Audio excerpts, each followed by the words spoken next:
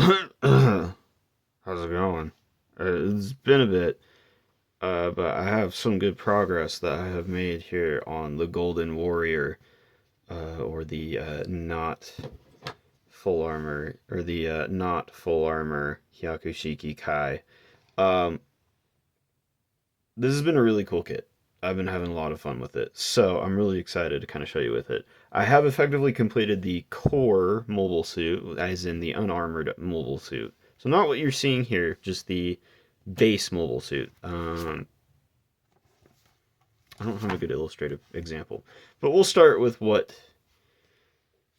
we can kind of normally, kind of where we left off. Here is the fully assembled head and upper torso. Now I have broken these down into chunks kind of to make this a little bit easier to film. But as I mentioned, this thing is pretty straightforward in what it is. There's a lot of really nice die cast joints. The cockpit hatch does open to reveal. Can't really see anything in there, but that's okay. There's nothing in there at all. It's just kind of an empty space, but it's kind of neat that that's there nonetheless. Um, well, it's really cool neck articulation. You got the die cast arm sections, and that's more or less what you get. Oh yeah, there is an abdominal joint. It sounds a little stiff, but I think that's mainly because how the cockpit hatch might be interfering. There we go.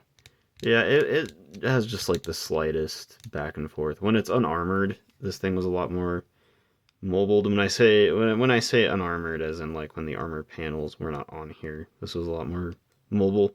But honestly, I'm fine with that because I think this keeps it nice and stiff because there's going to be a lot more weight that is attached to this once the armor is added on here. But that's the upper body. I mean, you get pretty much everything you would want out of it. Moving on, here's our kind of crotch and hip section. There's some cool stuff here. This flap kind of moves up and down. You've got you have some residue from some tape. This is a little loose, so I put some masking tape on it just to kind of tighten it up. The hip section moves side to side with the skirt armor.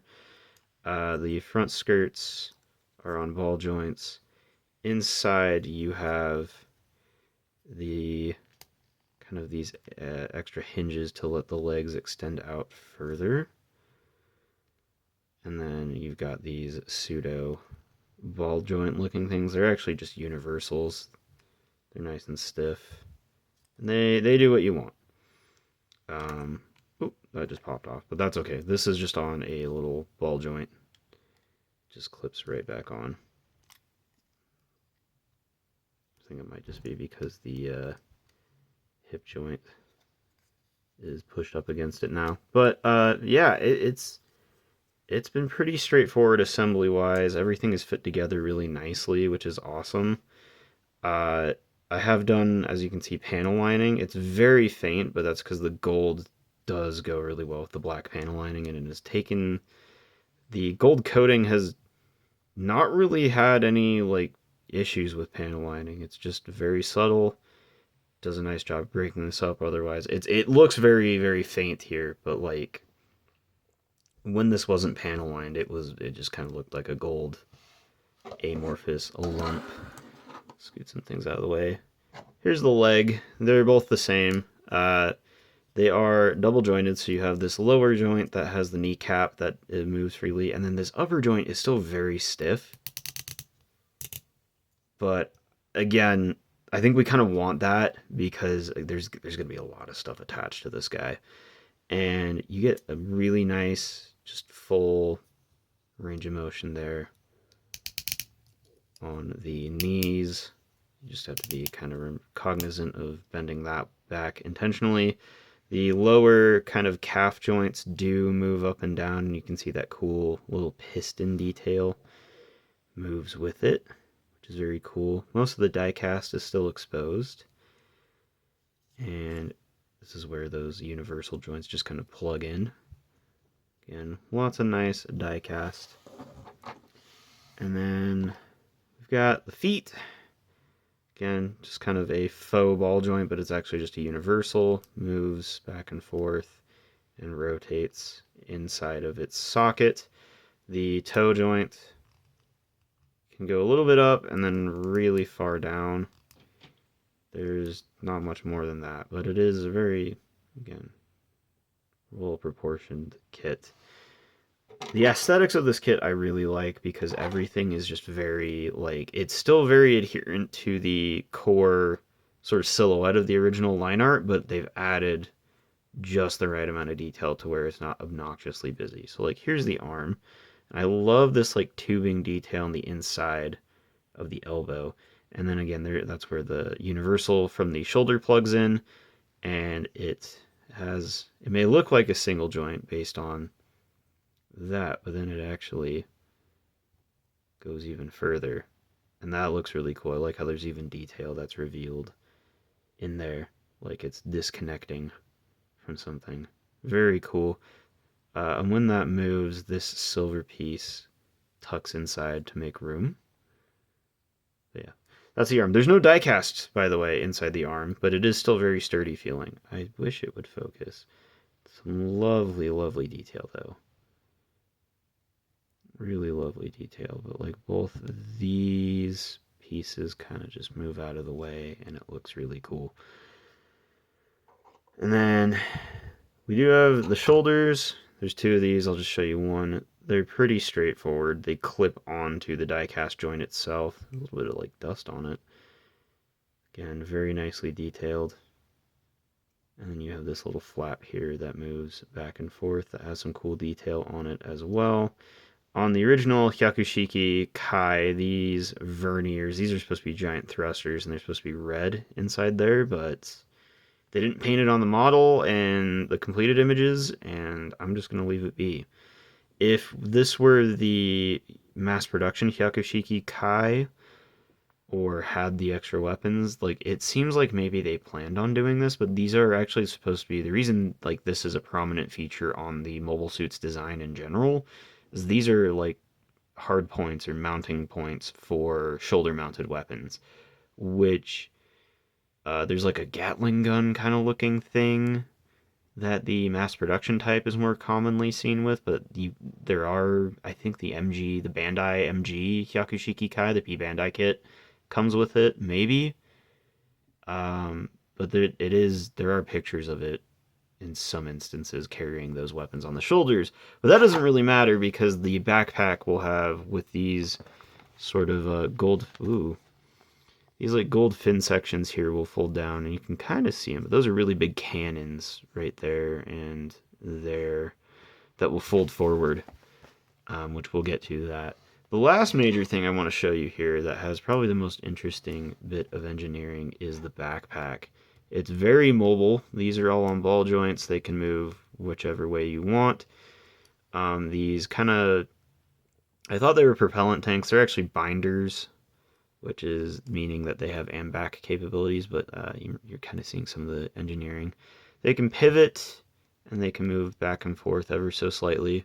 But then the really cool gimmick is this is where the beam sabers are stored. And to do that, there's this really cool hinge mechanism so that when you open this, all the parts kind of move out of the way and you can just slide this right out.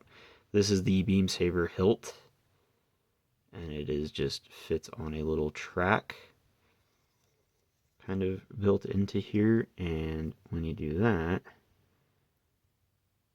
oh, no, it's this way. It just slots right in. Sorry, it's kind of hard to see on camera, but it just slots right into this track and you can close all this back up. It is kind of finicky because these are a little bit looser joints, but everything does kind of nicely close back up to allow for that. And then you can sort of go back to posing these however you would like. And then the last really cool feature, as I mentioned in the post, the channel post, there are LEDs in the head. They don't work, but the circuit must be fried on it. But they give you this little magnet, and these LEDs do work. They're magnetically activated. So, ooh, wow, that's bright.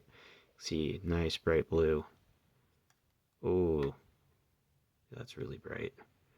Yeah, those do turn on, and then you flip it around to turn these off. just like that. That's super cool. Oh yeah, these little red pieces are just more. The best way I can describe these is these are just like accent pieces. They don't structurally do anything because that's just done by this straight peg. But it's to kind of keep it in line with the design, so it looks like there's like power cables running from the core of the mobile suit into the backpack, which is a nice design feature that they carried over from the original design. But all in all, this is really cool. I'm really excited to do the rest of the armor for this guy because it's going to be just even more. There's some also really cool stuff to note here in the manual. They do give you some options. So here's where it says body armor, and it kind of shows you do have to remove some parts and swap them out so that there's like attachment points. You have the option, oop, that jumped over to the arms, but that's also another armor option.